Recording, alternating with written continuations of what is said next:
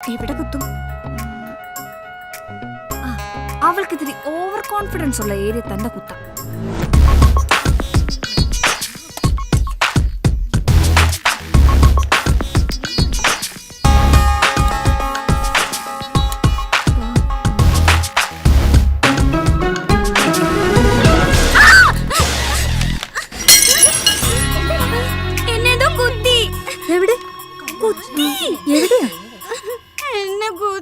പറഞ്ഞോളൂ കുട്ടി, എവിടെയാണെന്ന് പറയൂ. ജീലു എബ്രഹാം മേറ്റൻ അന്വേഷിക്കുന്നു. ഡൈനിങ് ടേബിളിൽ നിന്ന് ഇമാൻസിനെ വിളിച്ചു വരുത്തി കാശ് ചോദിക്കാന്നൊക്കെ പറഞ്ഞാ അതൊരു വകയാണെന്ന് അറിയാഞ്ഞിട്ടല്ല കുട്ടി. മുകളിൽ നിന്ന് ചോദ്യം വരുമ്പോ ഐ ഹാവ് ടു ആൻസർ. താമസക്കാരിൽ അധികവും ജോലിക്കാരികളാണ്. അവരുടെ കാശ് കൃത്യമായി കിട്ടുകയും ചെയ്യും. സ്റ്റുഡൻസിന്റെ കാര്യം പറയുമ്പോ ജീലു ഒഴികെ എല്ലാവരും. ജീലുവിന് ചില സൈഡ് ബിസിനസ്സുകളൊക്കെ ഉണ്ടല്ലോ. അതുകൊണ്ടൊക്കെയാണ് ഒരുവിധം പിടിച്ചു നിൽക്കുന്നത്. സെമിസ്റ്റർ ഫീ കൊടുക്കേണ്ടി വന്നു. പിന്നെ അപ്പൻ്റെ ട്രീറ്റ്മെന്റ്, അതിൻ്റെ എക്സ്പെൻസ് ചില നേരത്ത് പ്രൊഡക്റ്റബിൾ അല്ല. 2 മാസമായി വീട്ടിൽ നിന്നുള്ള. ഞാനെന്തായാലും ഈ ആഴ്ച തരാം മാറ്റർ. നീ എന്താ ഫുഡ് കഴിക്കാൻ വരാഞ്ഞത്? അവര് പറഞ്ഞു കഴിക്കണ്ടെന്ന്. ഛേ, അവര് പാവം. നീ സെന്റിമെന്റ്സ് അടിച്ച് വയലിൻ വായിക്കൊന്നും വേണ്ട. ഉള്ള വിശപ്പ് പോയി, അതുകൊണ്ട് കഴിച്ചില്ല. ആഹാരം ഒരു ലക്ഷറിയാണ് ചില നേരം ചില മനുഷ്യർക്ക്.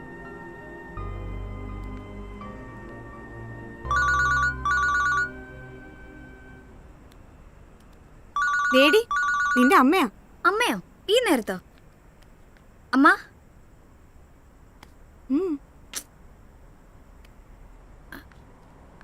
അമേരിക്കയോ?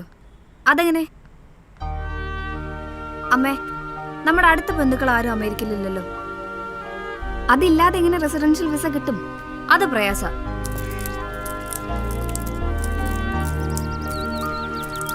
ഇല്ലാത്ത വണ്ടിക്കൂലിയും കളഞ്ഞ് ക്ലാസ്സും കട്ട് ചെയ്ത് വന്നതേ കുക്കറി ഷോ കാണാനല്ല. എന്റെ ആ പഴയ ഫ്രണ്ടിനെ നീ ഓർക്കുന്നില്ലേ? ന്യൂയോർക്കിലുള്ള ബേബി ആന്റി. ആന്റി സ്ട്രോക്ക് വന്ന് കിടപ്പില്ലല്ലേ? അതെ, ബേബിയുടെ മൂത്ത മോളെ നീ അറിയും. അമ്മു, അവളെ കെട്ടിച്ചതോ അമേരിക്കയില്. അമ്മ കാര്യം പറയേ. ആരാ അമ്മയ്ക്ക് വിസ ഒപ്പിച്ചു തരുന്നത്? അമ്മു. എന്തിന്? സ്ട്രോക്ക് വന്ന് കിടപ്പിലാണെങ്കിലും ബേബിക്ക് നല്ല ബോധമൊക്കെ ഉണ്ട്. എപ്പോഴും എന്നെ കാണണമെന്ന് പറയും. ആന്റി കിടപ്പിലായിട്ട് 5 കൊല്ലമായി. ഇപ്പൊ എന്താ അമ്മോട് ഒരു പുതിയ സ്നേഹം? പുതിയ സ്നേഹമൊന്നും അല്ലല്ലോ. ബേബി അമ്മുവൊക്കെ അന്ന് നമ്മുടെ വീട്ടിൽ വരാറുണ്ടായിരുന്നതല്ലേ. അന്ന് നമ്മൾ എറണാകുളത്തായിരുന്നല്ലോ, നെടുമ്പാശ്ശേരി എയർപോർട്ടിനടുത്ത്. നല്ല വീട്, കാറ്, സമ്പത്ത്. ഒരുപാട് ബന്ധുമിത്രാദികളൊക്കെ അക്കാലത്ത് വന്നിരുന്നു. കാര്യങ്ങൾ കുഴഞ്ഞപ്പോൾ എല്ലാവരും മിസ്സിങ്. ഈ കേസ് മാത്രം എങ്ങനെ റീഓപ്പൺ ആയി?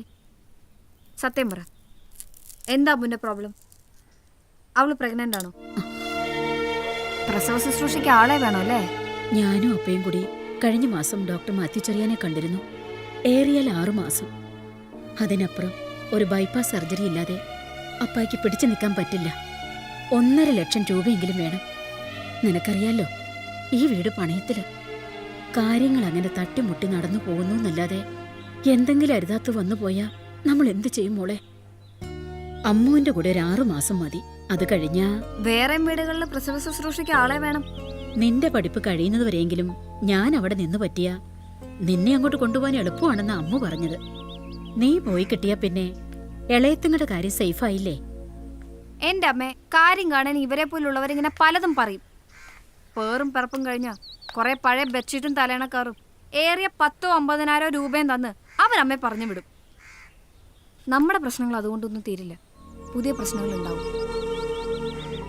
അപ്പ അറിഞ്ഞു? അയ്യോ ഇല്ല, നിന്നോട് പറഞ്ഞിട്ട് പറയാമെന്ന് കരുതി. നന്നായി. അപ്പയ്ക്കത് സഹിക്കാൻ കഴിയില്ല. നമ്മൾ ഇനി എന്ത് ചെയ്യും മോളെ? നീ ഒരു ഫോൾസ് പ്രസ്റ്റീജിന്റെ പുറത്ത് വേണ്ടെന്ന് പറഞ്ഞു. ഉഴുന്നോടെ വിറ്റ് നടക്കുന്ന എനിക്ക് എന്ത് ഫോൾസ് പ്രസ്റ്റീജ്? പുറത്ത് പറയാത്ത ഒരുപാട് രോഗങ്ങളുടെ കൂടാണമ്മ. അതുമല്ല, ഒറ്റയ്ക്ക് വേറൊരു രാജ്യത്ത് പോയി ഇത്തരം ജോലികൾ ചെയ്ത് പിടിച്ചു നിൽക്കാൻ കഴിവുള്ള ആളുമല്ല. പിന്നെ അപ്പയുടെ ബലത്തിൽ അങ്ങനെ നിന്നു എന്നല്ലാതെ. അതുമല്ല, അമ്മ പോയാൽ അപ്പയുടെയും പിള്ളേരും കാര്യം ആര് നോക്കും? പക്ഷെ അപ്പയുടെ ട്രീറ്റ്മെന്റ് അതിനൊരു സൊല്യൂഷൻ ഇല്ലല്ലോ.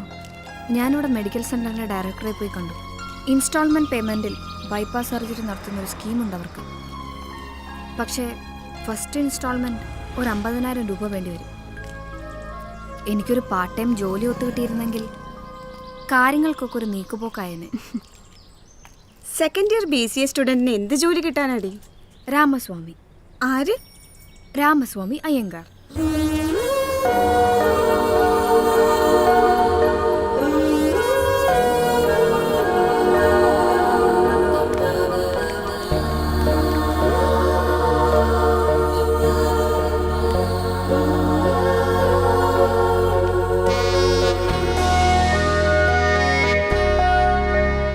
സർ സർ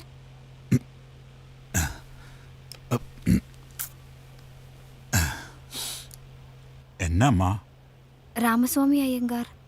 நான் தான்.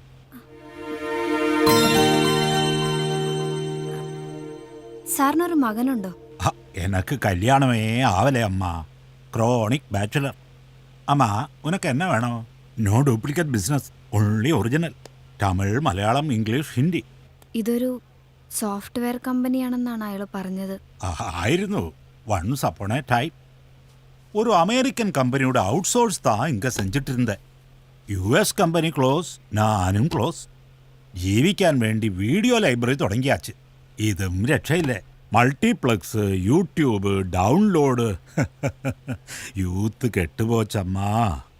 അതിരിക്കട്ടും, ഇത് സ്റ്റിൽ ഒരു സോഫ്റ്റ്വെയർ കമ്പനി എന്ന് യാർ സൊന്നേ? ഒരു തിരുട്ടുമൂഞ്ചി.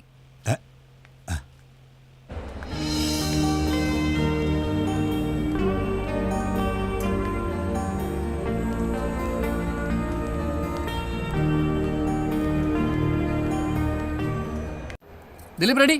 Ready sir. Okay madam. Okay ready, take start camera rolling sir. Action. എല്ലാവരും തിരക്കിലാണ്. വീട്ടുജോലികൾക്ക് സമയമില്ല.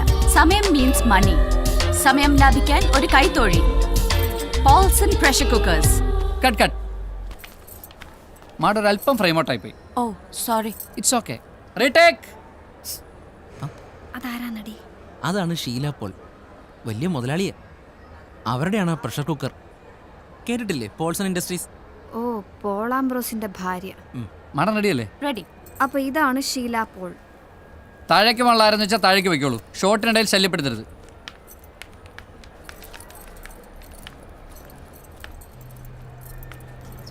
ഉം.